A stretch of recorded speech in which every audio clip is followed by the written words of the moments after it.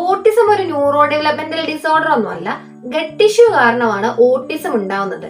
ജനിക്കുമ്പോഴേ autism ഉണ്ടാകുന്നില്ല എന്നൊക്കെ social മീഡിയയിൽ കറങ്ങി നടന്ന കുറച്ച് കാര്യങ്ങളാണ്. ഇതിൽ എന്തെങ്കിലുമൊക്കെ സത്യാവസ്ഥ ഉണ്ടോ നോക്കാം.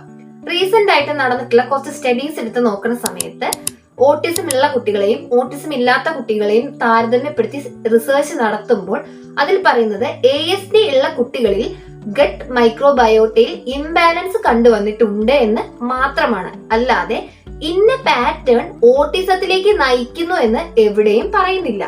പിന്നെ പ്രോബയോട്ടിക്സിനെ പറ്റി പറയുന്നുണ്ട്. പ്രോബയോട്ടിക്സ് ബിഹേവിയറൽ സിംറ്റംസിനെ കുറയ്ക്കുന്നു എന്ന് പറയുന്നുണ്ടെങ്കിൽ കൂടി അതേ റിസർച്ചിൽ തന്നെ പറയുന്നുണ്ട് ഇതിനൊന്നും സയന്റിഫിക്കലി പ്രൂവ്ഡ് അല്ല, മാത്രമല്ല കൂടുതൽ ക്ലിനിക്കൽ ട്രയലുകൾ ആവശ്യമാണ് എന്ന്. സോഷ്യൽ മീഡിയയിൽ വരുന്ന എല്ലാ കോണ്ടന്റുകളും വിശ്വസിക്കുന്നതിന് മുന്നേ ഒന്ന് റീചെക്ക് ചെയ്യുന്നത് വളരെ നല്ലതായിരിക്കും.